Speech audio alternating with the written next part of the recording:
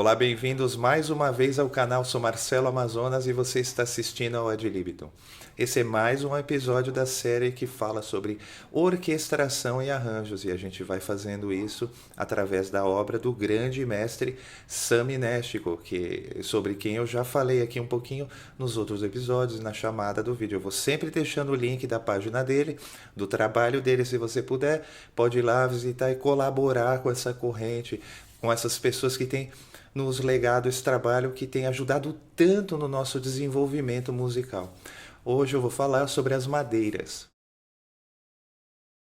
O pícolo é um instrumento transpositor e ele soa uma oitava acima de onde é escrito. Esse pequeno membro da família das flautas tem um som bastante brilhante e toca nas regiões mais altas das orquestras e das bandas. Se a gente utiliza ele nesse registro mais agudo, o som dele pode se sobrepor a de qualquer outro instrumento. O timbre do pícolo pode ser usado ainda como um reforço das flautas em oitavas, em peças solo, mas ele também é extremamente eficaz quando a gente usa ele em passagens impetuosas, com trinados. Ele pode acrescentar bastante brilho às oitavas superiores das madeiras. Esse caráter meio fantástico que ele pode dar pode ser bastante impactante em passagens percussivas, com outros metais, com madeiras também, ou com o xilofone também fazendo dobras, o que é bastante comum. Ele é um dos instrumentos mais ágeis da orquestra de uma banda, e é por isso que a gente deve usar também de forma moderada, em pequenos trechos, assim a gente consegue efeitos e impactos mais efetivos. A gente vai acompanhar agora um trecho da ópera da Cavalaria Ligeira com flautas e pícolos. E é legal, o que é legal nesse arranjo é que ele tem um toque extra de humor, porque ele tem guitarra e porque em vez da banda inteira, de toda a orquestra, ele conta só com 16 músicos.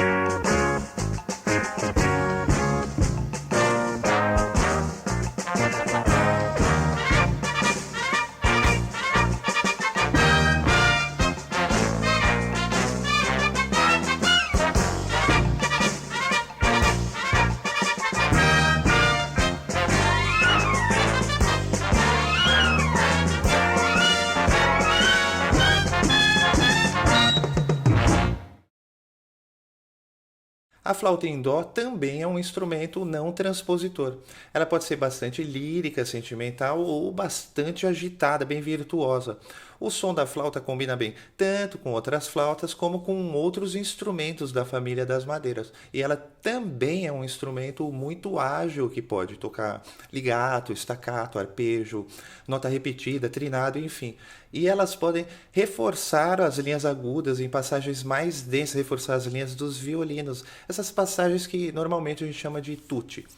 As flautas elas têm bastante capacidade de sustentação, porém elas são limitadas no que diz respeito a grandes dinâmicas. Então você deve prestar atenção ao peso do acompanhamento, ficar atento à densidade do background quando você escrever passagens que expõem as flautas. E falando em passagens, existem passagens melódicas que às vezes parece que combinam perfeitamente com um determinado instrumento, por causa das possibilidades, as características, o espírito mesmo da música. E aqui a gente vai ver um exemplo que ilustra perfeitamente toda a representatividade e atmosfera da flauta.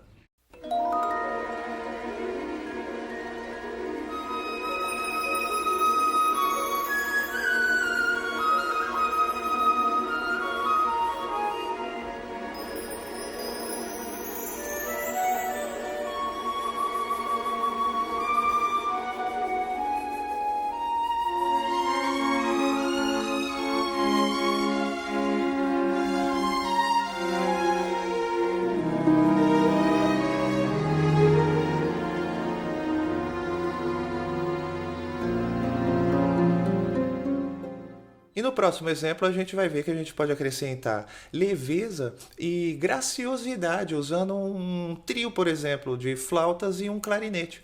Não existem regras no que diz respeito às escolhas dos instrumentos, e você também não precisa usar todo o naipe de madeiras no seu arranjo.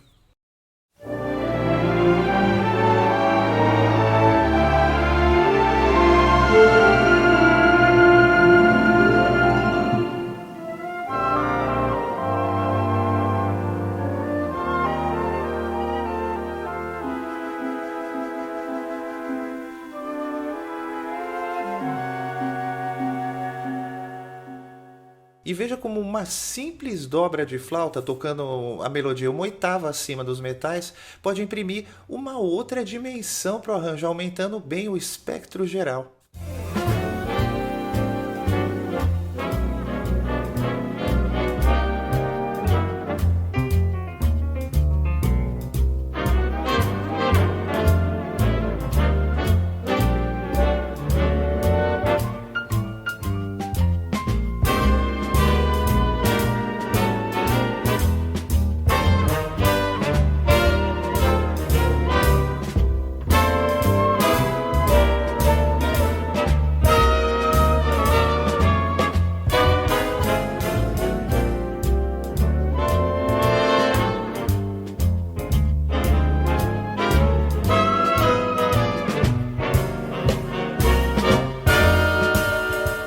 A gente vai ver mais exemplos de flauta no decorrer dos episódios. Construída em sol, a flauta alta é escrita uma quarta justa acima da onde ela vai soar. Ela possui um som mais profundo, um som bem bonito, que pode ser meio misterioso. A gente deve ficar atento às possibilidades desse instrumento. Quando for utilizar essa flauta, saber que ela possui um bocal maior e que ela precisa de bastante ar para produzir o som. Então, a gente deve evitar frases com poucos momentos de respiração. Você pode utilizar em solos e uníssonos com outras flautas iguais a ela. Ela pode acrescentar uma cor quando a gente combina ela, por exemplo, com sax, ou com trombones em surdina, com flúgel ou vibrafone. Por mais que a gente fale, é difícil descrever o lirismo dessa flauta. Em todo caso, eu acho que a introdução desse standard Samantha é mais um belo exemplo.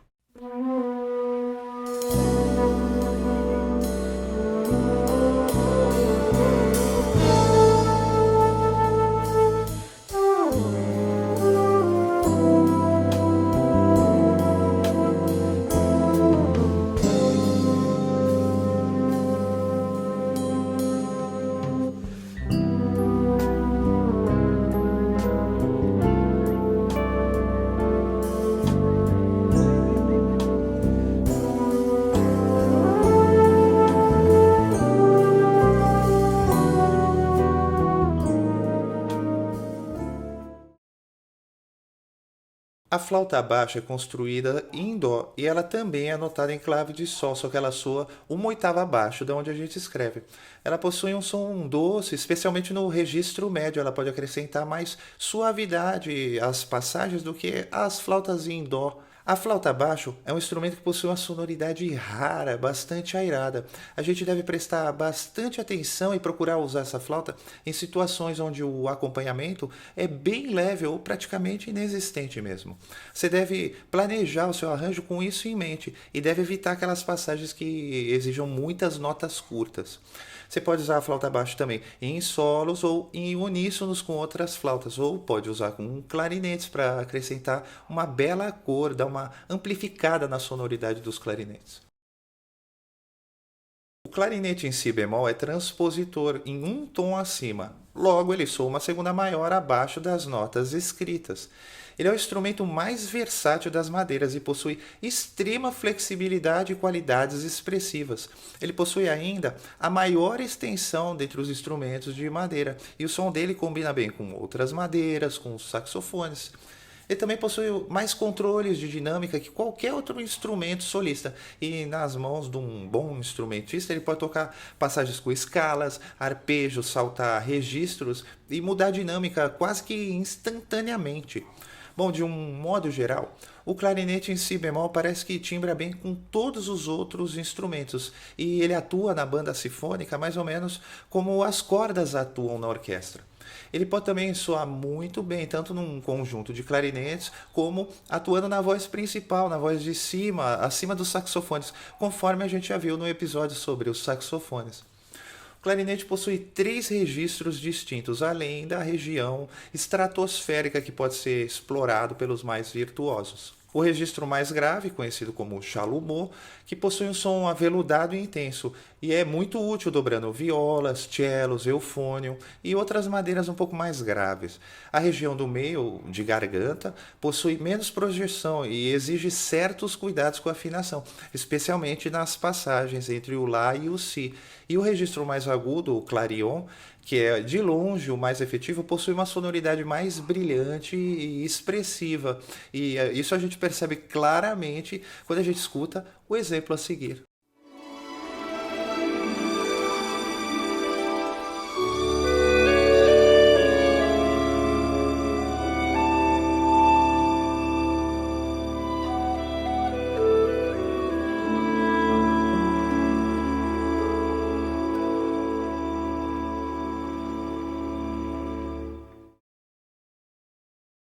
Conhecido como clarinete em mi bemol, ele é escrito uma sexta acima da onde soa e a sonoridade dele mais grave do que a do tradicional é bastante usada em música de filme.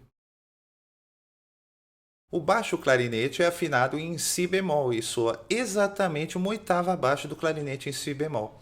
Ele é escrito na clave de sol ou uma nona acima, ou seja, uma oitava mais uma segunda maior acima. A menos que você tenha a sorte de ter toda a família de clarinetes à sua disposição, você pode usar o clarinete baixo na voz mais grave do conjunto, uma vez que ele possui os mesmos controles dinâmicos que os outros clarinetes. Ele tem esse som profundo e amadeirado e combina bem com trompas, com trombones, com surdinas e também pode ser uma boa opção de dobra para contrabaixos e cellos. Ele pode ainda servir para estabelecer um chão, um limite grave para as madeiras, além de também poder atuar como solista. O clarinete contrabaixo também é escrito em si bemol, igual ao clarinete baixo, mas ele soa uma oitava ainda mais grave. Ele possui um registro muito bonito, bem grave, que pode ser um grande reforço para os instrumentos mais graves da orquestra ou da banda. O oboé é um instrumento não transpositor, logo as notas dele soam na mesma altura da partitura. Ele tem como registro ideal a região central, que vai do si central até o dó suplementar. Ele pode executar passagens técnicas, bends e uníssonos juntos com as madeiras. E o som dele pode ser bastante emocional e único. E por isso ele é bastante efetivo, sobretudo quando eles tocam terças e sextas ou em combinações com as flautas e clarinetes. Você deve evitar regiões extremas para esse instrumento. Por exemplo, nos graves ele pode ter um som muito áspero e no agudo pode oferecer bastante dificuldade técnica. A gente vai escutar alguns exemplos de oboé ainda no episódio de hoje. O corno inglês é construído em Fá e é escrito uma oitava acima da onde ele vai soar. Ainda que ele tenha um timbre parecido com o do oboé, ele possui um som um pouco mais profundo, mais sutil. E é esse som um pouco mais escuro que é especialmente útil em sonoridades mais fechadas, um pouco mais misteriosas. Ele pode ainda reforçar a viola ou as linhas de cello. E sendo um instrumento de palheta dupla, você deve sempre se lembrar que, de um modo geral, você deve procurar usá-lo com moderação. No próximo exemplo, a gente vai perceber essas cores, essa sonoridade bem projetada do corno inglês, contrastando com os violinos em surdina, tocando numa região bastante favorável e sonora.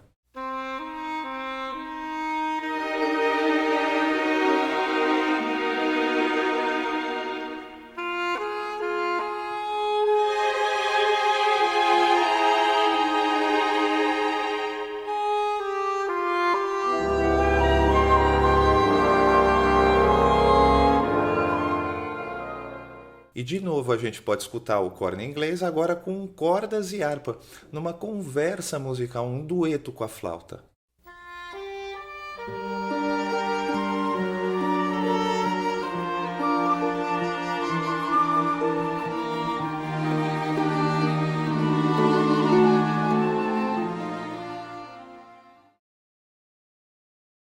O fagote é um instrumento não transpositor, ele é escrito primariamente na clave de Fá, com exceção do registro mais agudo, para evitar o uso de muitas linhas suplementares. A sonoridade dele é um pouquinho mais pálida e a gente pode aproveitar para transmitir sentimentos de dor, reflexão, tristeza ou medo.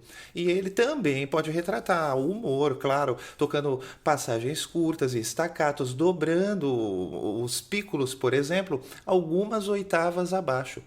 O fagote é um instrumento também que é um dos que melhor se mistura aos demais instrumentos da orquestra e pode servir para dar suporte tanto para as madeiras quanto para os metais. Eles podem ainda ser combinados com os cellos quando eles tocam na região média e grave e também com clarinetes quando eles tocam na região mais aguda e pode acrescentar bastante vitalidade às madeiras. Cada instrumento da família das madeiras que a gente está vendo aqui nesse episódio é capaz de atuar como solista. Quando eles são combinados e utilizados em grandes orquestras ou bandas sinfônicas, eles constituem praticamente uma orquestra independente. Apesar do naipe das madeiras possuir independência harmônica e tonal, ele pode acrescentar bastante presença, peso e variedade de dinâmicas aos outros naipes. Então, eu vou citar alguns tópicos aqui, algumas sugestões que podem te ajudar quando você for escrever para as madeiras. É sempre prudente você escrever na região mais confortável de cada instrumento. Em relação aos uníssonos, lembre-se de que eles são sempre uma opção útil e acessível. Você pode usar em 2 e 3 oitavas. Fique atento ao quanto de acompanhamento você vai precisar, se é que você vai precisar, quando estiver escrevendo um solo para qualquer instrumento das madeiras ou mesmo para a própria seção inteira das madeiras. E para uma sonoridade tradicional, você deve aplicar um tratamento tradicional, um tratamento característico e evitar o uso de saxofones e pícolos. Você deve ainda considerar que o tratamento harmônico das madeiras é mais efetivo em partes onde a orquestração é menos densa. Você pode obter bons resultados, resultados satisfatórios utilizando um intervalo de no mínimo uma terça entre as vozes. Quando você for combinar as madeiras com metais, procure escrever as madeiras numa região um pouco mais aguda, onde elas têm mais projeção e equilíbrio. E, finalmente, quando você for escrever arranjos ágeis para a banda, procure prestar atenção às passagens difíceis dos clarinetes, normalmente o segundo e o terceiro, naquela quebra entre o Lá e o Si. Um bom arranjador ou orquestrador deve trabalhar seus conhecimentos sobre esses instrumentos constantemente. E a gente pode e deve consultar vídeos, livros existentes. Existem muitos livros que tratam especificamente desse assunto. E também, conforme eu já falei no outro episódio, a gente deve conversar com bons instrumentistas. As possibilidades oferecidas pelas madeiras são virtualmente ilimitadas e a gente vai ver alguns exemplos que ilustram de forma geral a área de atuação e algumas capacidades das madeiras. No exemplo a seguir, a gente pode sentir todas as cores e sonoridades das madeiras de uma forma bem íntegra, com solos entre flauta, clarinete e oboé num ar bem explícito, bem claro, com timbres bem claros.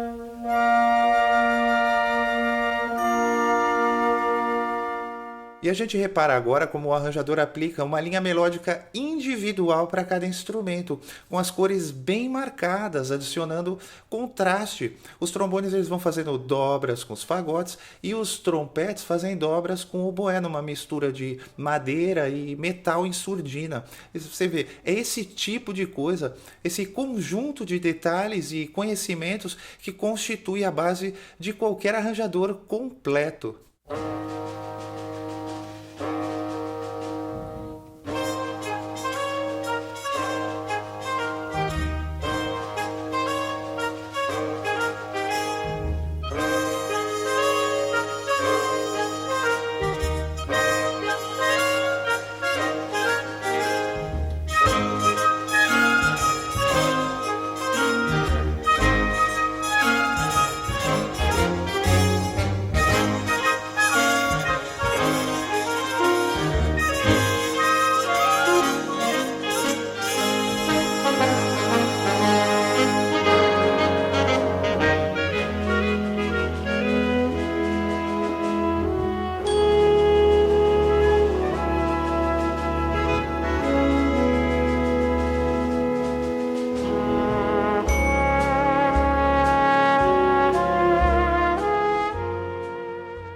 As madeiras oferecem ainda inúmeras combinações, conforme a gente vê na tabela. E você pode utilizar os vários exemplos dessa série para analisar as montagens de acorde e usar nos seus exercícios e nos seus arranjos. É isso aí, pessoal. A série vai avançando e os nossos conhecimentos também vão avançando, expandindo e expandindo. E se você gostou, você pode compartilhar esses conhecimentos aqui nesse imenso abismo do binário que é a nossa internet. Envie seus comentários, envie suas sugestões de pauta e faça parte da construção. Construa o canal de música que você deseja ter aqui na internet. Mais uma vez, meu muito obrigado, bons estudos e até uma próxima.